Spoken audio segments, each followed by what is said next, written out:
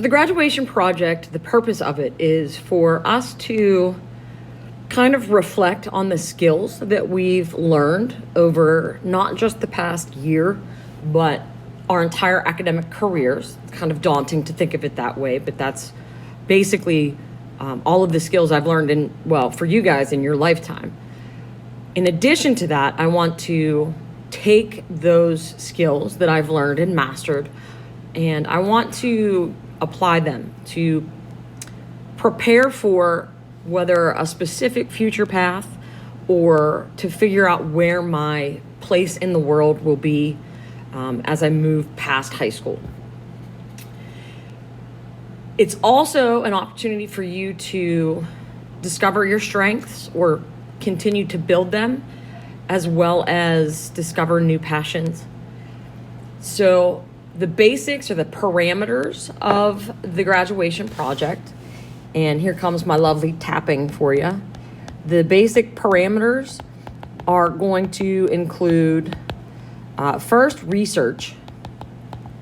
I'm sure everybody's stunned by the fact that you're going to have to do research.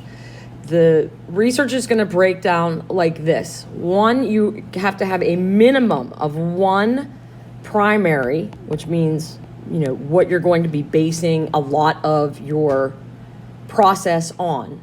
One primary fictional source, or it could be poetry as well. So you're going to be basically choosing a novel, and I'll give you a list as suggestions, but you're more than welcome to find your own. So it doesn't have to be like something that was written 100 years ago. It could be something that was written fairly recently. But you're going to choose one primary fictional or poetic source, and then you will have 15 to 20 secondary sources. And these are going to be mostly informational. That means they're not made up. It doesn't mean that they're not persuasive or they don't have bias. It just means they're going to be more based on fact than imaginary characters or poetry. So what's important for those sources, and you do have several months to get those, so don't panic when you see 15 to 20. These can include written sources. So these are like your online articles that we've all learned how to research or Google. If you haven't, I have videos for that too. These can also include nonfiction books. I have several lists for the different components or different options you guys will have that I'll go over in a second. This might include podcasts, videos, like documentaries, films,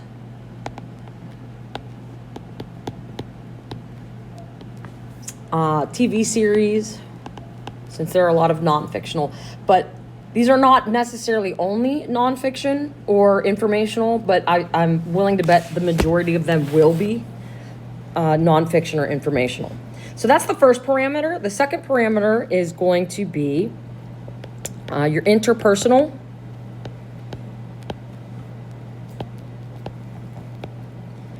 So given the fact that we are in the midst of a global pandemic, interpersonal contacts is going to be a bit more of a challenge. So rather than the typical hours that I've done in the past where you are literally in the world shadowing people and kind of observing it, I'm gonna change that to be any kind of interpersonal contact. So this can be conducting interviews, and you can do that in person if it's with somebody who's in your quarantine, or it can be via email, it can be online, it can be a video chat or a text chat. But you're going to do interviews, you're going to conduct some polls, and again, that can be done the same way. You can do in person, you can do email, you can do social media polls, however you want to do that. But those are going to be your interpersonal. So this is a way for us to reach out to our peers, reach out to maybe mentors or people who are older, depending on your topic, and reaching out to even younger people to get their input. Okay, so that's going to be the second parameter. And then the third parameter is going to be the big thing at the end. This is going to be taking the first two, your research and your interpersonal contacts, and putting it all together. So this is going to be your presentation and a product. Now, what I mean by product, since I'm sure everybody understands the concept of a presentation, but I'll definitely break that down for you. What I mean by product is a visual representation. So this could be a poster that you create. This could be a video that you create, a montage, if you will. This could be a scrapbook.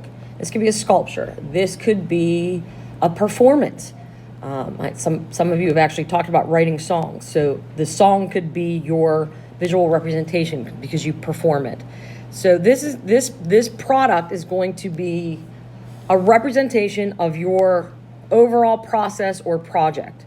So some sort of symbolic way to synthesize everything that you do. The actual presentation, the formal presentation, so this is going to be a formal academic presentation. This is going to be 10 to 15 minutes. And this will be done either in person, if we are in person at that point in the school year, or will be done virtually, whether it's through Teams or Zoom, or some of you are not fans of recording yourselves, and I completely understand that. I'm not a fan of it myself. But if you are unable to deliver it any other way, that's always an option, is to record it, and I can send it along. However, the point is, for this presentation, you will have an audience. It's not just going to be me. Your peers, your peers will be your audience as well. And hopefully some of my colleagues will be sitting in on those presentations. In addition to it being 10 to 15 minutes, you have to have a slideshow. And I will talk more at length about how to use slideshows and different applications for slideshows when we get closer to that actual moment. But the purpose of the presentation is to kind of share what you've actually discovered through the process that you've chosen. So it's not a thesis in the sense that we're going to be learning thesis statements next week, but it's a thesis in the sense of this is the conclusion I've come to after everything I've researched and all the people I've talked to. This is the conclusion I've drawn. And I'm just going to explain that process, and I'm going to offer examples from the research and the interpersonal contacts that kind of elaborate on why I came to that conclusion. Okay, so those are the three parameters. We have the research, we have the interpersonal contact, and then you put it all together for the presentation and product. So that's your end goal there.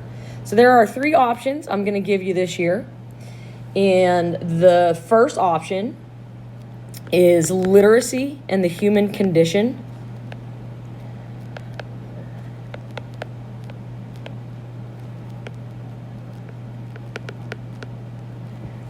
So this is, the subtitle I gave it is Understanding the Issues That Move Us.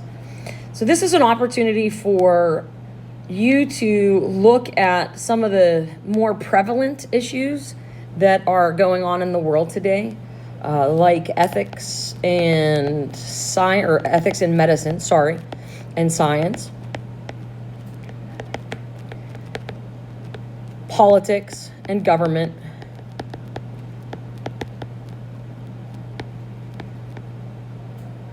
got social justice issues, and like that can be broken down even more. Trying to think what else. Some philosophy,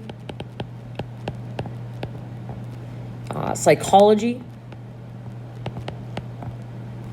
and human behavior, especially in the year of the pandemic. It's been borderline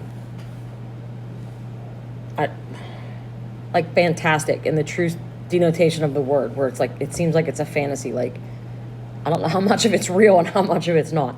And technology. So these are, in my opinion, and you can if you can add to that list and you want to, that's okay. But you choose one of these and you're going to examine how that's reflected in that primary piece of literature. And then you're going to do additional research to kind of connect it to your own world and the macrocosm, the world at large. Okay, so that's one option. And again, you can add a different motif there. If I can approve it, that sounds awesome. But those are the big ones that I think I see most in the world right now. But I see the world differently than you do. So think about that if that's something that you want to consider.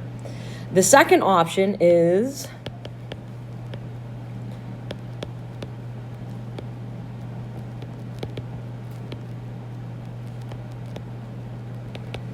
literacy and lifelong learning. This is basically Adulting 101. Okay, so for this particular option, what you're going to be learning about or researching or experiencing are going to be how to continue to learn throughout the rest of your life so you can master day-to-day life. You can master unexpected or infrequent events. You can continue to grow as a human being. I will have a list of topics, a bare bones list that you can add to as you learn. So some of those topics might include, like how to maintain your house, how to maintain your car, like that kind of stuff. It might also be how to set goals. A lot of you have talked about, how to do taxes being a concern and stuff like that. So this is going to be a list that is pretty expansive. So you might not get to all of it, but you'll pick like your major ones that you want to learn and master. And you're going to kind of compare or talk about how you learn these things, even when you're not in a formal academic situation, because learning something is very different than being taught. So that's something to think about for that. In addition, for this one, you will also have a primary novel. I've done some research on that, or collection of poetry that I've not read any of the books that I found, but they sound pretty fascinating, and I hope I get time to read them. So there will be options for you to read there. And then the last one, or the last option, is a complete develop your own.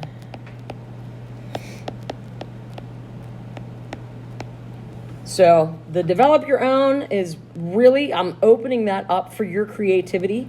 I know some of us do not care for that. It's not structured enough. So if you truly have a great idea that is not a processing or reprocessing of a previous project that doesn't really touch on anything or doesn't apply to the other two, then we can meet and talk about that one-on-one. You're still required in that develop your own to have the research component with a primary source and then the secondary sources. You're still required to have the interpersonal, and you'll still obviously have to do the final presentation at the end. So those are the basics. I am hopefully going to have a form together so you guys can choose it starting tomorrow. And then I will have like a central place for everybody to refer to look for suggested sources. I'm already doing some of the pre-research for you so you can find those more easily. And then I'm thinking I would like to use our remote instruction days as grad project days.